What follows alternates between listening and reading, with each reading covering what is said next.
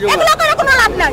এগুলো করে কি কোনো লাভ আছে? চলো আমরা যাই করে কাম করানো আমরা হরানি করার আর আপনারা আরাম করে ভিডিও করবেন এই আপনাদের সিস্টেম মানে কোটে যাও কোটে আছে যে ফোন দিছি এই পুলিশ অফিসার ফোন দিয়ে টাকা খাইবো তো কোটে আছে আসেন টাকা দিয়া যান আমার জমা নিয়ে যান কি নিয়ে যান তারা খাইতে পেরেছে। আসসালামু আলাইকুম দর্শক, কি দেখেছেন? প্রশ্ন করবেন না? অবশ্যই তো প্রশ্ন করা উচিত আপনাদের। হ্যাঁ দর্শক, আজকে রাজধানীতে এরকম একটি নেক্কারজনক ঘটনা ঘটেছে। এই ভিডিওতে সম্পূর্ণ আপনাদের বলবো। দর্শক, বিষয়টি হচ্ছে আজকে কঠোর লকডাউন, আপনারা সকলেই জানেন। আর এই কঠোর লকডাউনে কঠোর ভূমিকায় রয়েছে প্রশাসন অর্থাৎ পুলিশ বাহিনী। দর্শক, এই পুলিশ বাহিনীর তৎপরতা এতটাই কঠোর যা নিষ্ঠুরতার সর্বশেষ পর্যায় পর্যন্ত চলে যায়। দর্শক, আমি বলছি এই বিষয়টি যেটা খুবই অনাকাঙ্ক্ষিত এবং খুবই দুঃখজনক একটি ঘটনা। দর্শক, একটা ছেলে আরেকটা সহকর্মী অর্থাৎ তারা দুজনেই ব্যাচেলর, তারা ম্যাচে খাওয়ার শেষে তাদের বোনের বাসায় যাওয়ার পথে গ্রেপ্তার করে পুলিশ নিয়ে যায় সবুজবাগ থানায়। প্রশাসন থেকে শুরু করে সরকারি ঊর্ধ্বতন কর্মকর্তা সমস্ত মানুষের মধ্যে মানবিক দৃষ্টিকোণ থাকা উচিত। যেমন আজকে যদি একজন হকারকে দেখে বাদাম বিক্রি করতে বের হচ্ছে, সে বা হকারকে কলার ধরে যদি পুলিশের পুলিং গাড়িতে যদি নিয়ে যায়, তাহলে সেটা আসলে আপনার আমার চোখে সকলের চোখে খারাপ লাগবে। কেননা সে ওই লোকটিকে নিয়ে যাওয়াটা তাদের কতটুকু যুক্তিগত এবং কী আইনের মধ্যে পড়ে যে ওই হকারকে কলার ধরে নিয়ে যাচ্ছে। কি নিয়ে তো যাচ্ছেন রে ভাই, তার পরিবারের খোঁজ নিয়ে দেখেন যে কতটা অনাহারে ভুগতেছে। হয়তো বা বলে আসছে রে বাবা, আমি এই বাদাম নিয়ে বের হয়েছি, কঠিন লকডাউন, 2-1 টাকা যা পাই তা দিয়ে তোদের জন্য খাবার নিয়ে আসবো, তোদের জন্য চাল নিয়ে আসবো। হয়তো বা হকারের এই আর্তনাদ আজ সেটা জেলখানার মধ্যে আর্তনাদ, আর এদিকে না খেয়ে মরবে তার সংসার। দর্শক, আমরা আমাদের আইনকে যদি বড় করে দেখি তাহলে আমাদের মধ্যে মানবতা থাকবে না। হ্যাঁ দর্শক, ভিডিও ক্লিপটিতে আপনারা সেটাই দেখেছেন। ওই ছেলে দুটির বোন ওখানে আহাজারি করছে এবং সাংবাদিকদের বলছে যে আপনাদের কাছে বলে কি হবে, আপনারা শুধু পারবেন ভিডিওই করতে, আপনারা কোনো সলিউশন দিতে পারবেন না। সরকার প্রজ্ঞাপনে সর্বশেষ যে জারি করা হয়েছে তাতে বলা হয়েছে যে কোনো জরুরি প্রয়োজন ছাড়া কোনো একজন লোক বাইরে যেতে পারবে না, সে যেই হোক। তো এমন কোনো লোক বের হতে পারবে না বিনা প্রয়োজনে, নো মুভমেন্ট পাস, কেউ বের হতে পারবে না। তো সেক্ষেত্রে পুলিশ সেই কঠোর অবস্থানেই রয়েছে। একজন মানুষ সে একটা জরুরি প্রয়োজনে সে খানা খেতে গেছে, খাবার খেতে গেছে, খাবার খাওয়ার পথে সে বাসার দিকে রওনা দিচ্ছে, সে নো আড্ডা, নো প্যারা, নো পেরিং, অর্থাৎ তিনি কোনো বাজে আড্ডা তো দূরের কথা, রাস্তাঘাটে সেরকম অবস্থানও নিচ্ছে না এবং রাস্তাঘাটে কোনো রকম অযথা সময় খুঁজছে না, সে বাসার দিকে যাচ্ছে তারা দুজন। তো সেক্ষেত্রে পুলিশ তাদেরকে ডেকে জিজ্ঞাসাবাদ করেছে। জিজ্ঞাসাবাদ করার পরও পুলিশ তাদেরকে থানায় নিয়ে যাওয়াটা এটা যে কতটা যুক্তিযুক্ত আপনাদের কাছে প্রশ্ন রইল যে কতটা যুক্তিযুক্ত।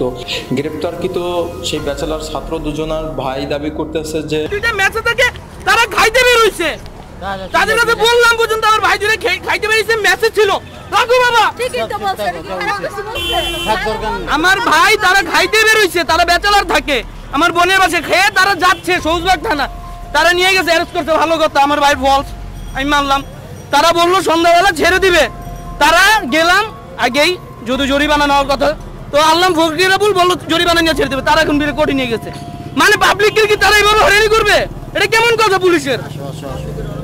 নিয়ে যাক, আমি আছি, আমাকে নিয়ে যাক, আসো সবুজবাগ থানা। তারা খাইতে বেরিয়েছে, তারা ব্যাচেলর থাকে, তারা বলছি ঠিক আছে তাদের একটা শাস্তি দিবে, ছেড়ে দিবে, এটা তো কোনো কথা না। আনার পরে আবার কোর্টে পাঠাবে, এটা কোনো কথা? তারা শুধুমাত্র খাবারের জন্য বের হয়, খাবারের জন্য তারা ব্যাচেলর থাকে ভাই। আমার বোনের বাসা আসছে, আমার কাজিন আসছে, আমার মামার আমার ভাই খাওয়া দাওয়া কইরা শুধু থানার সামনে গেছে, সে বলছে পর্যন্ত। তারপর আমরা গেছি, তারা বলছে ঠিক আছে সন্ধ্যার পরে আপনারা আসেন। পুরো ঘটনাটা একটু বলেন।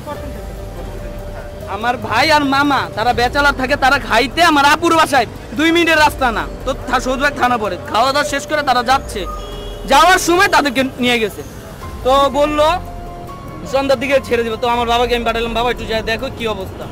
তো বললো ফকিরাবুল আনলাম, সাথে সাথে ফকিরাবুল আসছি, আসার বলে এখান থেকে বলে কি কোর্টে নিয়ে গেছে। এটা কোনো কথা আপনারা বলেন?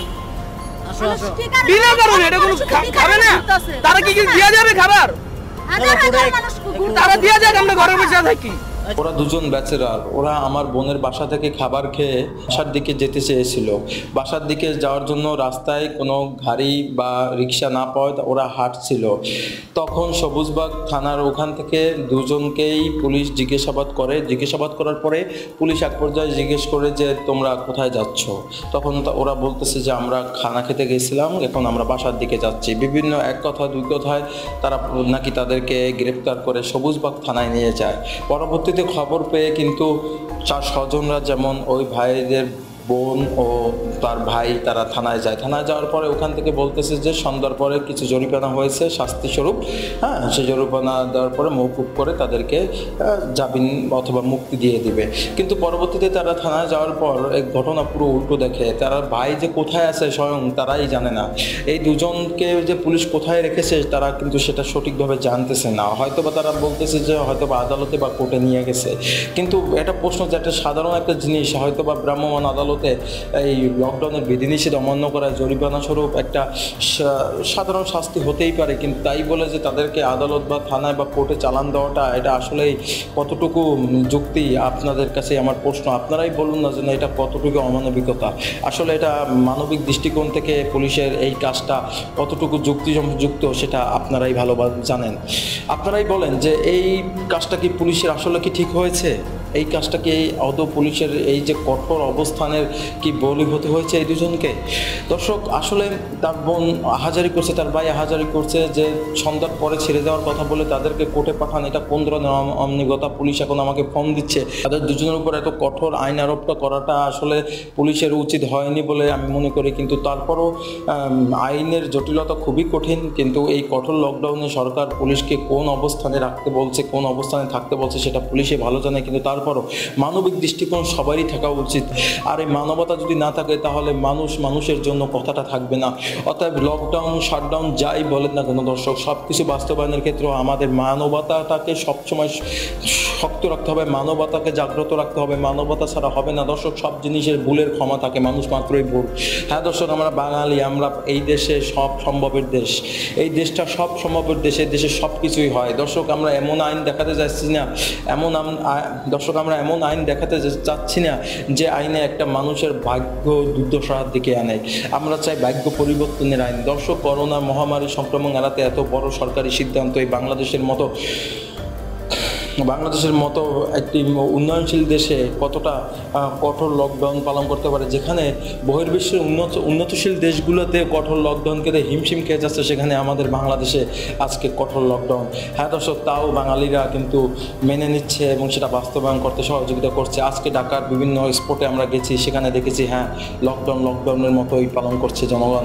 যে ঢাকায় দেখা যাচ্ছে যে মানুষের ভিড়ে হাঁটা পর্যন্ত যায় না, মানুষের ভিড়ে অক্সিজেন পর্যন্ত ঠিক মতো নেওয়া যায় না, সেইখানে আজকে ঢাকায় একটি কাকপক্ষিত দূরের কথা থমথমে পরিবেশ। তো দর্শক, তারপরও পুলিশের এই শিথিলতা যদি একটু নমনীয় হয় তাহলে হয়তো দেখা যাচ্ছে যে কিছুটা হলেও দিনমজুররা এবং যারা হকার, যারা দিন আনে দিন আয় খেটে খাওয়া মানুষদের একটু পরিত্রাণ পাবে। এবং সরকারের সুদৃষ্টি যদি না দেয় তাহলে এইসব মানুষগুলো অবস্থা যে কী হবে তা একমাত্র আল্লাহ মাহবুবই জানে। দর্শক, পরবর্তী আপডেট পাওয়া পর্যন্ত আমাদের সাথেই থাকুন এবং আমাদের চ্যানেলটি সাবস্ক্রাইব করুন এবং ভিডিওটি ভালো লাগলে শেয়ার করুন। ধন্যবাদ, ভালো থাকবেন, আসসালামু আলাইকুম।